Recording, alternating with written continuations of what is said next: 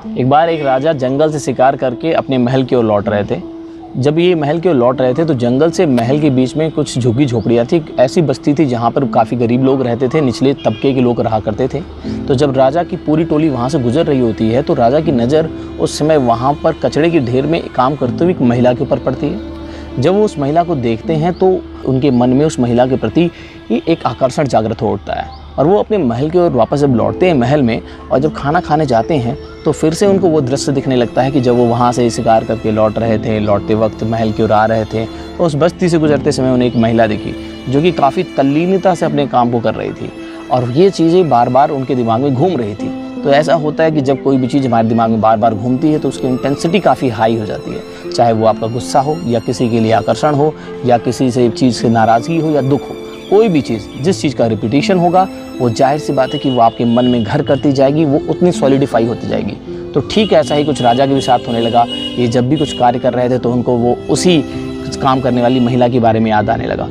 जब ये चीज़ें उनके साथ बढ़ने लगती हैं तो उनके मन में उसके साथ विवाह करने का विचार आता है और वो उसके साथ विवाह करने के लिए एकदम से उतावले हो जाते हैं और अपने सेनापति को बुलाते हैं और कहते हैं कि जाओ और पता करो कि उस दिन वो महिला कौन थी। तो सेनापति जाता है और जाके पता करके वापस लौटता है और बताता है अपने हुजूर आला को कि वो जिसके बारे में आपने मुझसे जानकारी पूछी वो उसी झुग्गी झोपड़ी में रहने वाली, कूड़ा बीनने वाली की एक बेटी है जो कि वहाँ पर कचरे में सफाई कर रही थी, कचरे की सफाई करते हुए कुछ सामान खोज रही थी।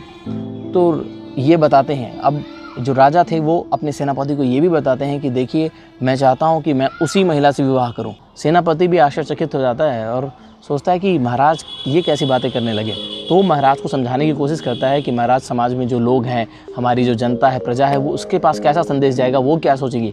लेकिन राजा को अपनी धुन सवार हो चुकी थी। राजा ने कहा कि तुम कुछ ऐसा बंदोबस्त करो कि लोगों तक ये बात की भनक भी ना हो कि मेरा जिससे विवाह संपन्न होने वाला है वो किसी राजघराने से नहीं बल्कि एक कचड़े बीनने वाली की बेटी है।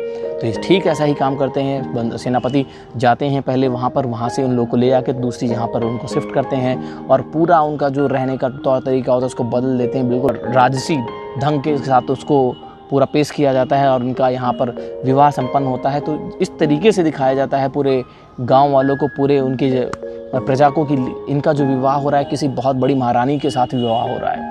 ठीक है, जब इसका विवाह संपन्न होता है राजा के साथ तो ये कूड़ा बीनने वाली थी जो बहुत ही दिन भर मेहनत करती थी, अब जब यहाँ पर महल पहुँच जाती है तो अब इसे कोई भी काम नहीं करना होता है। अब इसके चारों तरफ दासियाँ ही दासियाँ होती हैं। अगर कोई भी चीज़ें ये एक बार कह दे तो इसके एक बार कहने मात्र पर इसके सामने वो चीज़ें उपस्थित हो जाती थी। कुछ दिन बाद ये जो महारानी बन चुकी थी वो बीमार हो जाती हैं। ये बीमार पड़ जाती हैं। तो अब ये इस महल की महारानी थी और महारानी का बीमार होना तो आप समझ सकते हैं कि एक उस समय के लिए कितनी ही चिंता का विषय होता था। सारे वैद्य बुला लिए जाते हैं कि भाई देखिए किस प्रकार की समस्या, क्या समस्या हुई, इनका इलाज उपचार शुरू हो जाता है। समय बीतने लगता है धीरे धीरे, लेकिन महारानी की तबीयत दिन प्रतिदिन बेकार होने लगती है और ख़राब होने लगती है।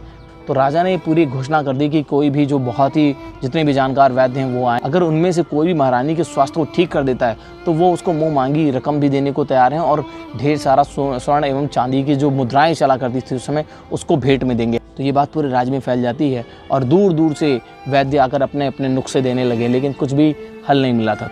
उसी दरमियान एक वैद्य और भी कहीं से आए होते हैं तो वो जाके राजा से कहते हैं कि पहले तो आप मुझे वास्तविकता बताएं कि रानी जो हैं इनके बारे में मुझे पूरी चीज़ें जाननी है कि इनका कैसा लाइफ कल्चर पहले से था, पूरी चीज़ें जाननी है, क्योंकि जब तक हम इनके पूरी चीज़ों को नहीं जानेंगे तो हम इनकी बीमारी की वास्तविकता तक नहीं पहुंच पाएंगे। तो राजा ने काफ़ी घबराते हुए, लेकिन जब इनकी प्राण की बात बन चुकी थी तो उन्होंने कहा कि महाराज मैं आपको सारी सत्य घटनाएँ बता देता हूँ, लेकिन ये बात कहीं और नहीं जानी चाहिए। तो जब इनको लगता है महाराज को, जब राजा को ऐसा लगता है कि इन्हें ये बातें बता देनी चाहिए, तो इन्होंने सारी बातें बताई कि कैसे कैसे क्या हुआ, वो कहाँ के रहने वाली थी, किस तरीके से वो महल तक आई, सारी घटनाओं को वो बताते हैं। तो महाराज को समझ में आ जाता है और महाराज भी एक जड़ी बूटी तैयार करके लाते हैं। महाराज जड़ी बूटी ला कर देते हैं और कहते हैं, भरी सभा में ला कर देते हैं और कहते हैं कि ये ऐसी औषधि है, इसको सूंघने मात्र से, केवल सूंघने से ही इनका स्वास्थ्य धीरे धीरे सही होने लगेगा।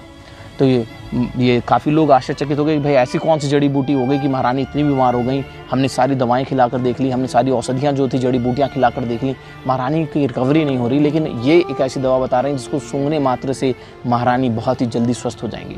तो सभी ने कहा ठीक है दे दिया जाए। जब सब कुछ उपचार में ला के देखा जा चुका है तो इसको भी आजमाने में कोई हर्ज नहीं है।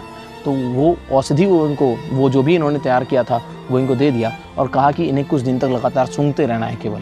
तो वो महारानी जी को दे दिया गया और महारानी साहिबा भी अब उस जो भी इन्होंने बना के औषधि दी थी उसको सूंघना शुरू कर दिया। तो धीरे धीरे 2-4 दिन बाद थोड़ा से पहले से बेहतर और महीने भर के अंदर बिल्कुल स्वस्थ हो जाती हैं। जब महीने भर में बिल्कुल स्वस्थ हो जाती हैं तो ये राजा ने इनको मुँह मांगी रकम देने का प्रस्ताव के हिसाब से वैद्य जी को वापस से बुलाया और कहा कि वैद्य जी के सामने हाथ जोड़कर इनसे कहा कि आपकी उस औषधि से मेरी महारानी ठीक हो गई हैं, अब आप जो भी बताएंगे मैं उसके बदले में आपको देने के लिए तैयार हूँ।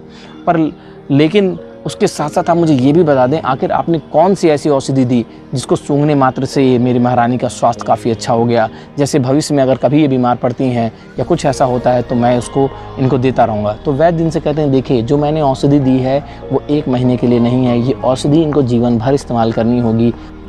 तो राजा पूछते आखिर ये ऐसी चीज़ थी क्या? तो ये भी मुस्कुराते हुए वैद्य ने बोला कि जब आपने बताया कि ये कूड़ा बीनने वाली थी, ये कूड़ा बीनने का काम करती थी, तो मुझे समझ में आ गया कि आपने इनके पूरे रहन सहन को बिल्कुल से बदल दिया और ये जिस वातावरण में रहती थी उससे बिल्कुल बदल कर आपने इनको काफ़ी साफ़ सफाई में बदल कर ला के रख दिया।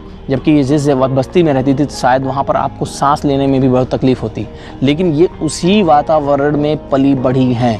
तो आप एकदम से इनका वातावरण बदल देने से इनका जो पूरा बर्ताव है वो बिल्कुल बदल नहीं जाएगा। इनके जो शारीरिक बर्ताव है, मतलब जिस तरीके से शरीर इनका कार्य करने लगा था वो बिल्कुल से बदल नहीं जाएगा। इस बात को मैंने समझा और मैं उसी बस्ती में गया और कचड़ों के ढेर से नाली का पानी जो गंदगी थी वहाँ से इकट्ठा करके बोतल में लेके आया और मैंने उनको दे दिया। उस गंदगी की जो दुर्गंध हमारे लिए होती है, लेकिन वो कहीं ना कहीं उस बस्ती में रहने के कारण इनके लिए वो सुगंध हो चुकी थी और उसी के सहारे ही ये बिल्कुल से रिकवर कर गई। तो ठीक इसी तरीके से आप भी सडनली चाहो कि किसी के बिहेवियर को बदल दिया जाए या किसी पर कुछ थोप दिया जाए। अगर आप गार्जियन हैं और सोचते हैं अपने बच्चे के बर्ताव को बिल्कुल से बदल दें, तो बिल्कुल से बर्ताव नहीं बदलता है, इसमें समय लगता है। और दूसरी बात ये, कई बार ऐसा होता है कि कुछ लोग जो काफ़ी लंबे समय से एक चीज़ का पालन करते चले आए हैं उनको आप नहीं बदल सकते। आप सोचते हैं आपके साथ कार्य करने वाला व्यक्ति उसके बिहेवियर में, बर्ताव में बदलाव आ जाए, तो वो आप नहीं कर सकते, क्योंकि वो लंबे समय से डिपेंड करता है कि कितने समय से उसने इस बर्ताव को बनाया। ये 2-1-4 साल में बनने वाला बर्ताव नहीं होगा। 20-25 साल से इसने सही जाए तो इतनी आसानी से नहीं बदलने वाला। तो इस बात का ख्याल रखें, हर बार ज़रूरी नहीं कि बदलाव किया जा सके।